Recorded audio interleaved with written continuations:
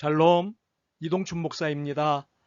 오늘도 여러분의 삶이 주님의 평안으로 가득하시길 기원하며 하나님의 말씀을 나누겠습니다. 오늘 나눌 말씀은 히브리서 10장 23절에서 25절 말씀입니다. 또 약속하시는 이는 미쁘시니 우리가 믿는 도리의 소망을 움직이지 말며 굳게 잡고 서로 돌아보아 사랑과 선행을 격려하며 모이기를 패하는 어떤 사람들의 습관과 같이 하지 말고 오직 권하여 그날이 가까움을 볼수록 더욱 그리하자. 아멘. 히브리서 10장 23절에서 25절의 말씀으로 지지라는 제하의 말씀을 나누도록 하겠습니다.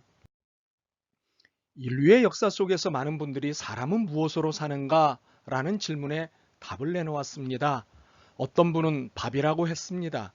어떤 분은 밥만으로는 살 수 없다. 자유가 필요하다고 했습니다. 어떤 분은 돈이라고 했고 어떤 분은 은혜라고 했습니다. 그렇다면 여러분의 답은 무엇입니까? 저는 톨스토이의 말에 동의합니다. 사람은 무엇으로 사는가? 사랑으로 산다. 톨스토이는 기본적으로 하나님의 사랑을 전제하고는 인간의 사랑이 사람을 살게 한다고 말했습니다. 저는 그의 말에 전적으로 동감합니다. 그러나 그의 말에 전적으로 동감하는 이유는 오늘 본문 말씀 때문입니다. 우리가 읽은 3절의 본문에 많은 단어들이 나옵니다. 그러나 이 모든 단어를 끌고 가는 단어는 격려입니다. 상대에게 용기 북돋는 힘을 제공하는 것이 격려입니다. 이것은 추상적으로 이해될 수 있는 사랑을 구체적으로 실현하는 것 중 하나입니다. 오늘의 히브리서 본문은 이 격려가 하나님 나라의 소망을 갖고 있는 우리 모두에게 필요하다는 역설입니다. 더욱이 본문은 우리에게 서로에게 용기를 북돋는 일인 격려를 위해 신앙 공동체 모임의 횟수를 빈번하게 하라고 권면하고 있습니다. 이는 횟수의 문제도 문제지만 횟수의 문제가 아닌 격려의 필요성의 문제로 읽힙니다. 그러므로 히브리서 기자의 권면을 따르면 우리의 신앙 공동체는 격려 공동체여야 하는 것입니다. 그런데 저는 이 격려라는 단어를 지지라는 단어로 바꿔 읽기를 제안합니다. 지지라는 단어와 개념이 좀 더 현실감 있다고 생각되기 때문입니다. 그렇다면 격려와 바꾼 단어인 지지란 무엇일까요? 하와이 북서쪽에 카우아이라는 섬이 있습니다. 지금 이 섬의 주민들은 안정적인 생활을 하고 있지만 1950년대에 이곳은 지독한 가난과 질병에 시달리는 지옥 같은 섬이었습니다.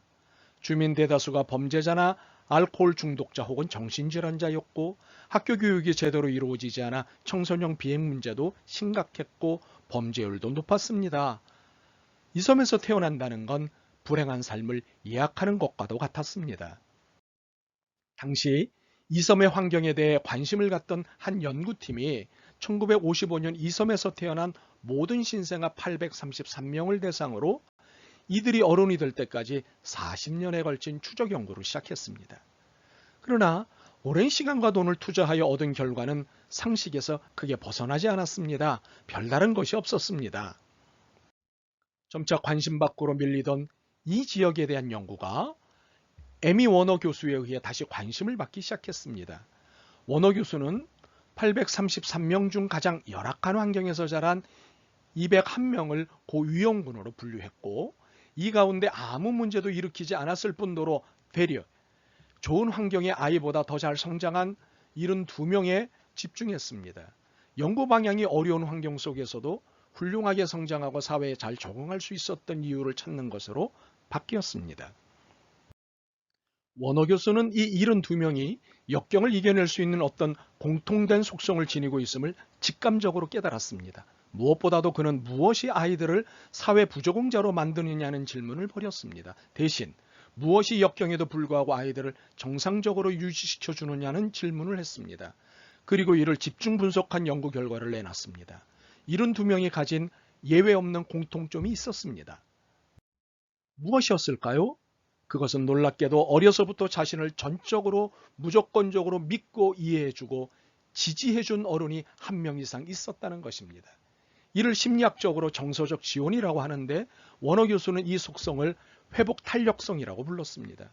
그가 40년에 걸쳐 연구를 정리하면서 발간한 회복 탄력성의 핵심은 결국 인간관계였습니다. 워너 교수의 회복 탄력성은 히브리서 본문이 말하는 격려의 근거에 있는 것입니다. 그런데 저는 이것을 지지 또는 지지의 힘이라고 부르고 싶습니다. 카우아이 섬의 아이들이 역경을 극복할 수 있는 힘은 지지였습니다.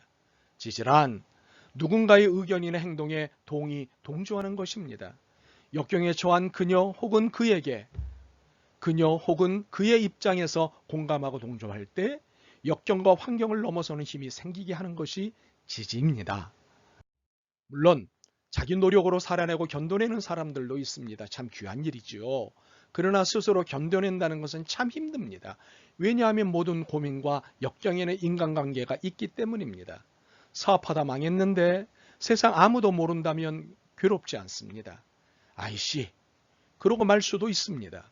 그런데 망했을 때 괴로운 이유는 주변 보기가 어렵고 시쳇말로 쪽팔리기 때문입니다. 시험에 실패하고 취업에 실패했을 때도 다 마찬가지입니다. 살아보니 모든 즐거움과 고통의 이면에는 이런 인간관계가 있습니다. 행복도 불행도 그 이면에 있는 것은 인간관계입니다. 돈이든 명예든 권력이든 사랑이든 모두가 인간관계로부터 나오는 것을 부정할 수 없습니다. 우리가 인생에서 성취 혹은 성공이라고 부르는 것의 이면에는 인간관계가 깔려 있습니다. 왜 그럴까요? 왜 톨스토이는 사람은 사랑으로 산다고 했을까요? 우리가 본래 관계적 존재로 창조되었기 때문입니다. 우선은 하나님과의 관계, 그리고 부모님과의 관계, 자식과의 관계, 형제들과의 관계, 친척들과의 관계, 이웃과의 관계 등등 모든 것이 관계입니다.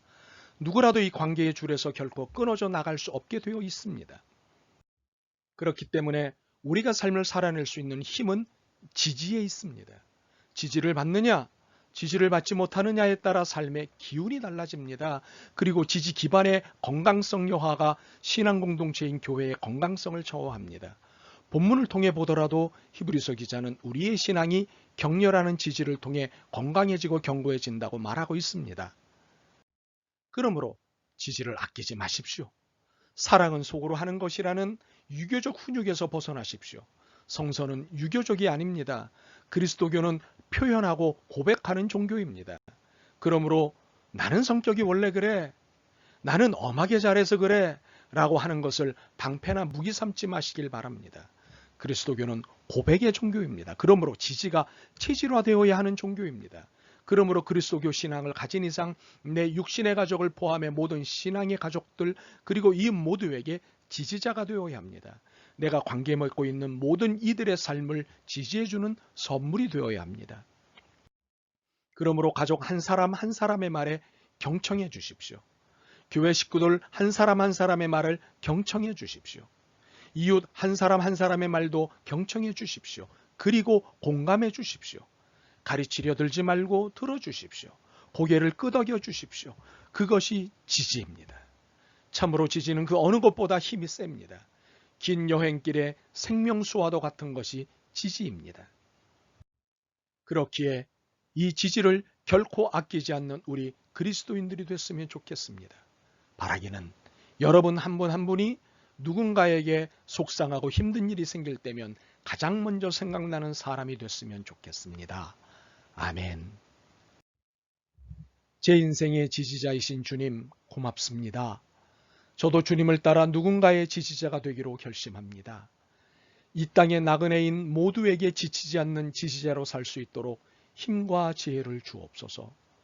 코로나19 시대를 살아가는 모두에게 절대적 지지자가 되시는 예수 그리스도의 이름으로 기도드립니다. 아멘. 오늘도 여러분의 믿음과 삶을 응원합니다. 사랑합니다.